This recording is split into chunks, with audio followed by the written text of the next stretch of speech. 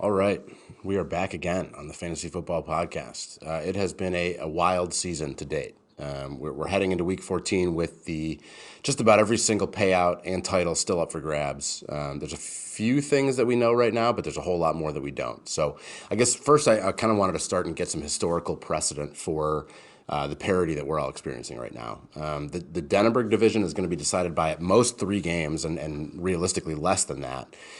We've only had divisions decided by less than 3 total games only 4 times since 2016. So it'll be one of the closest finishes.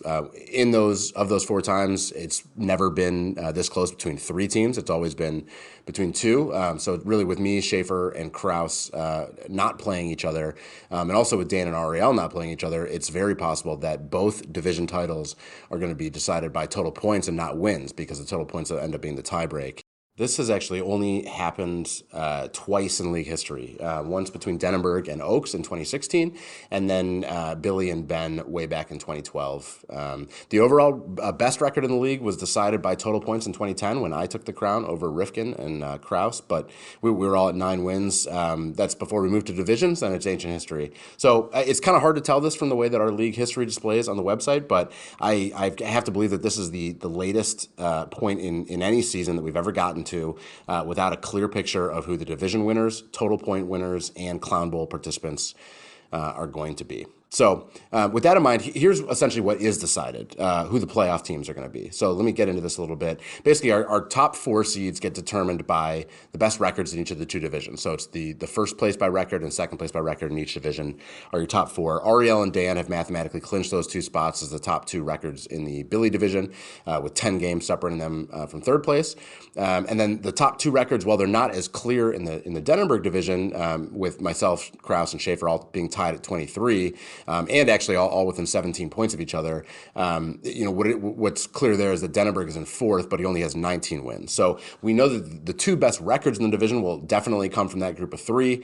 With Dan and Ariel, and then 2 out of the 3 coming from the Denenberg division being those top 4 spots, you then look at the 5 and 6, the wild card spots, which are determined based on total points scored from the teams that don't qualify as the top 4 seeds, but are not necessarily tied to an individual division. So when you get into that, there's a 77-point gap between the lowest point scorer of the 3 in the Denenberg division and the next highest scorer, Carlson, and then a smaller gap of 78 points between, I'm sorry, not smaller, a similar gap of 78 points between Carlson and the next highest scorer, which is Denenberg. So it's not entirely impossible and off the table that Denenberg would outscore Carlson by 78 points this week, but it's pretty unlikely. So, looking at all that, I would say it is pretty clear that the 6 playoff participants are going to be Ariel, Dan, Schaefer, Kraus, me, and Carlson. We just don't know who will be seated where, as there's a lot of possibilities. So, really it's Denenberg, barring a 78-point makeup. This weekend, it's Denenberg and it's Smith who are the ones who are left out in the cold, especially when you consider that Smith plays Kraus this week, and it's possible that Smith could end up with 1 more win than 2 out of the 3 qualifiers from the Denenberg division. So it's possible that, for example, Schaefer and myself, or Kraus and myself, could make the playoffs with less total wins than Smith. So he should definitely be pissed about that. But I would say, honestly, really, it's Denenberg who's getting fucked over here because his wins total actually might have mattered. Smith is 11 games out of first in his division, while Denenberg's only 4 games back. And if you couple that with the fact that he lost 3 games earlier in the year when he was scoring 135 points and 137 points. So it just seems like maybe some bad luck and poor divisional assignment for Denenberg, or maybe you shouldn't have torn down that haunted chimney out in the middle of the woods while you were building your opulent golf course, Denenberg. I don't know. So that much is pretty clear. The other thing that's clear is that Week 14 is going to feature a separate competition between Kraus and Schaefer. They'll be competing on several fronts, not just for a division title, but for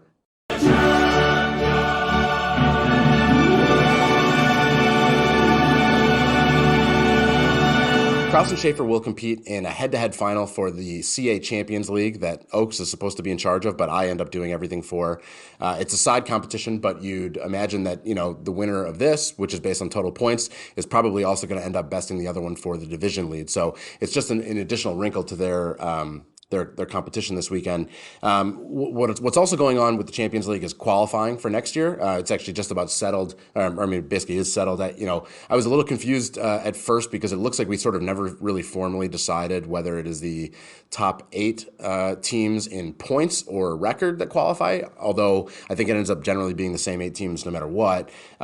Really, actually, more importantly, it's the bottom 4 end up being the bottom 4 in record and points every year anyways. So your qualifiers for the 2023 CA Champions League are Ariel, Dan, myself, Kraus, Schaefer, Smith, Carlson, and Denenberg, which of course means that Oaks, Ben, Bootsy, and Billy did not qualify.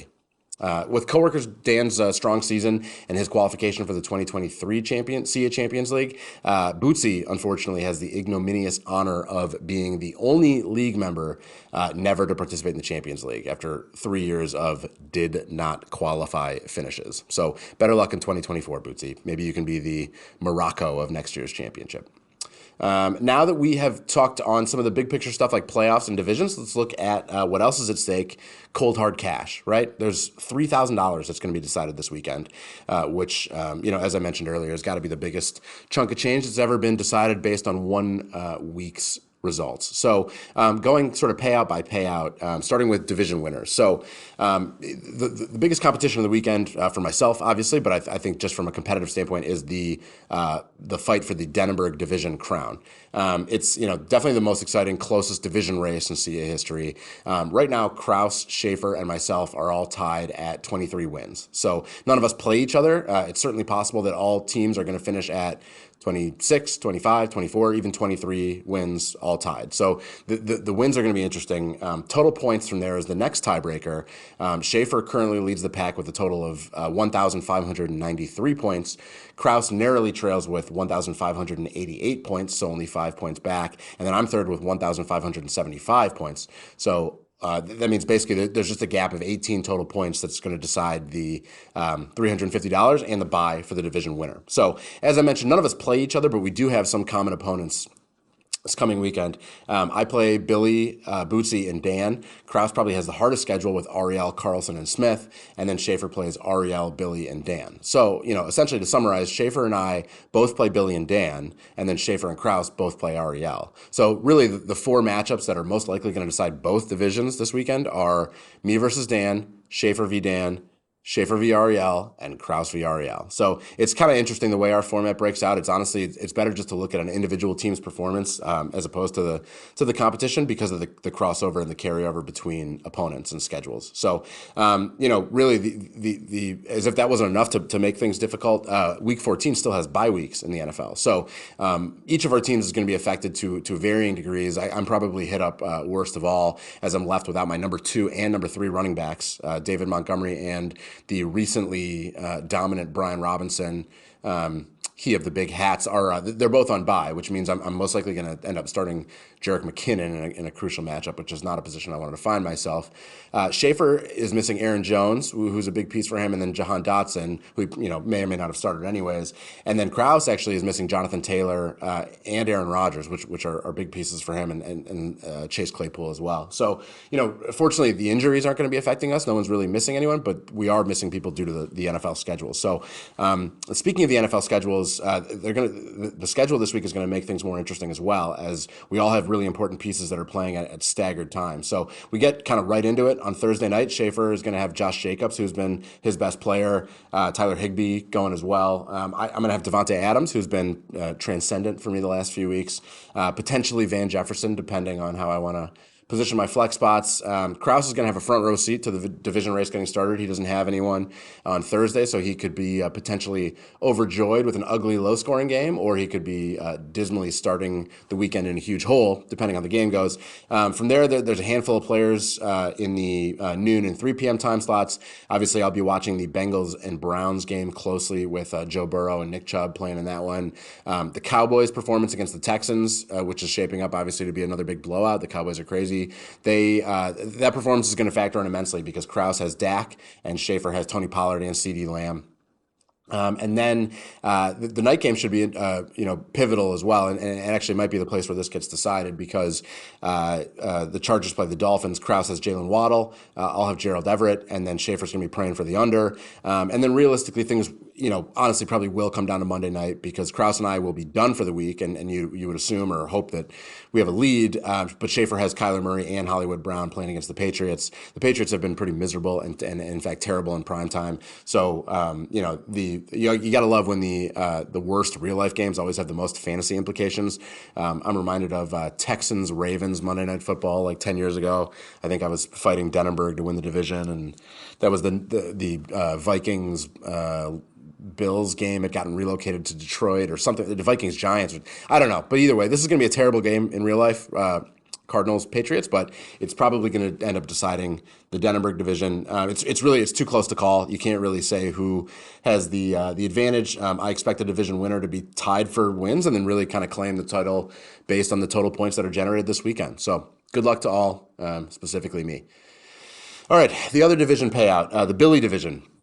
This is kind of a more traditional race as it's only between two teams, but it does happen to be the two teams that will decide the best overall record and the second best overall record payout. So that's two of the three biggest regular season payouts we offer. And the third one of those payouts, which is top overall points, is most likely going to factor in here as well. So currently, Ariel leads the division by just one game. He has 31 wins to Dan's 30. Ariel has an edge on total points, but not huge. He's outscored Dan by only he has a 34-point gap on Dan right now. So 34 is sizable, but not insurmountable. Dan actually has outscored Ariel by 30. He outscored Ariel by 31 points last week and then 28 points back in week 11. So he's been making up the gap, and he could definitely do so again this weekend. Dan has made up actually another huge gap on Ariel when it looked like Ariel might run away with the division. In week 10, since week 10, Dan is on a 12-0 winning streak, while Ariel is 7-5 over the same stretch. So he's made up some wins and has gotten himself right back in the conversation for the division title. So if you look at their schedules, Ariel plays Schaefer, Kraus, and Ben this weekend, while Dan plays me, Schaefer, and Denenberg. I would give the slight edge to Ariel on the schedule based on just their uncommon opponents. There's a drop-off in competition from Denenberg to Ben, but Ben is coming off a 3-0 week, and really anything is possible. Dan escapes the Week 14 bye-week problem unscathed as he is only without his third-string QB, Marcus Mariota. He probably wouldn't have started anyways. Similarly, Ariel is only without Tyler Algier, which doesn't really hurt his lineup that much either. So the only really injury concerns are running back. It's still unclear if Joe Mixon will play for Ariel, although he seems to be trending positively. And then Damian Harris is probably not going to be an option for Dan as he's injured and won't have anything on his status until Monday. So speaking of Monday, Dan is going to have DeAndre Hopkins going against the Patriots. He'll be hoping to not have kind of too big of a gap to make up. Ariel's player schedules are entirely on Sunday. Sunday Night Football is going to be big for the Billy division. Dan has Tyreek Hill and Austin Eckler, while Ariel is going to finish out his slate with Raheem Mostert and Justin Herbert. I think this one's going to be close. I mean, it's the one-win edge and a small points lead. Obviously, Ariel needs to be considered the favorite here, but if Josh Allen is not able to bounce back against the Jets, and if Diggs, as a result, doesn't have a great game, Herbert has been shaky. If Herbert ends up throwing the ball a lot to Eckler, then Dan certainly is in this thing. But if a gun to my head, I would probably side with Ariel. Keep looking at our biggest payouts. As I mentioned, the best record and the second best record, we pay $950 for best overall record and then $400 for second best. Dan and Ariel are going to be winning this $1,350. They have locked up the top two spots, but we don't know who's going to take which spot just yet. As I mentioned, Ariel has a one-game lead, and he would need to go 2-1, while Dan goes 3-0, and Dan makes up a 34-point gap. We don't split the amount anymore. The winner of this payout is just like a division title winner. At the tiebreaker is going to be the most points. So, again, with the extra win and the point gap, Ariel probably has to be considered the favorite here.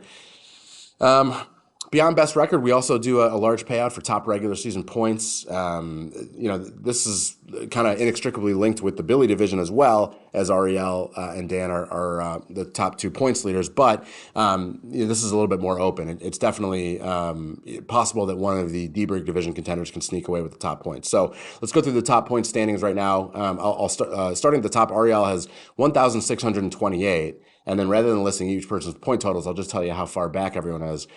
Second place is Dan. He's 34 points off the lead. Third place is Schaefer. He's 35 points off the lead, so him and Dan are virtually tied.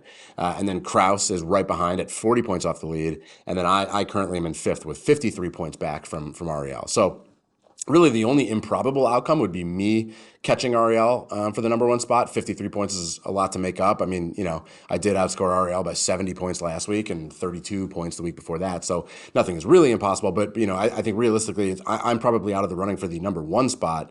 And Ariel probably is the favorite to hold on to it. But really, the race for that second overall points payout is probably the most even of anything on the whole weekend, because really you're talking about a gap of 21 points separating Dan, Schaefer, Kraus, and me. And it's exciting too because there's only one winner. One person is going to get that second spot, and everyone else is SOL. So really, in summary, me, Kraus, and Schaefer could finish anywhere from a division champion that's $900 richer or $1,100 richer if you're Kraus or Schaefer, all the way down to a wildcard team who wins absolutely nothing. Similarly, Dan or Ariel could be a total points best record division winner with $1,850 in their pocket, or a third seed with a paltry $400. Any way you slice it, this weekend promises to be thrilling, except of course for Smith and Denneberg, who will most likely spend the weekend polishing their gun collections. That's it for the podcast, really. I've covered everything that's worth discussing. There's nothing else left to... Wait, do you hear something? What is that? What's that noise? Where's that coming from? The Clown Bowl. How could I forget the Ben Boris Invitational Clown Bowl? Speaking of Ben, there actually was tremendous movement on the clown side of things last week as he shocked the world with a 3-0 weekend and forced his brother into last place.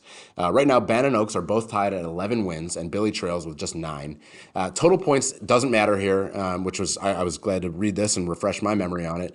We decide Clown Bowl participants based on total wins or lack thereof, which means it's possible to have a 3-way Clown Bowl if the games shake out right. So an interesting wrinkle here is that Oaks and Ben actually do play each other in week 14. So one of those teams is guaranteed a win, and obviously, consequently, one of them is guaranteed a loss. That means that Billy is mathematically locked into the Clown Bowl. So the best he can do is 12 wins. Well, one of Oaks or Ben is guaranteed to match that win total, which means Billy can't exceed either of their win totals, and he cannot hope to skate out of the Clown Bowl even if he goes 3-0. So we know Billy is going to be in, and he'll be competing against Oaks and his brother or just one of them. Time will tell if it's going to be a 3-way dance or just a one-on-one. Ben is at a pretty severe disadvantage this week as Andy Dalton is on bye, and future Hall of Famer Desmond Ridder hasn't begun his ascension just yet. Oaks is missing some pieces as well. He's got Chris Olave and Cole Kmet on bye. Although I think I saw Oaks drop Cole Kmet in the time in between me writing these notes and waivers processing last night. So who maybe it's just Olave that matters. But then also Ken Walker's injury status is up in the air for Oaks. So Billy's team is probably in the best shape of the three. He's only missing Drake London, but he has James Conner, he's Rondale Moore, other pieces he can plug in. The issue for Billy is that he could potentially lose out on Samaje Perine, who's been great. If Joe Mixon comes back, that forces Perine back to his old role.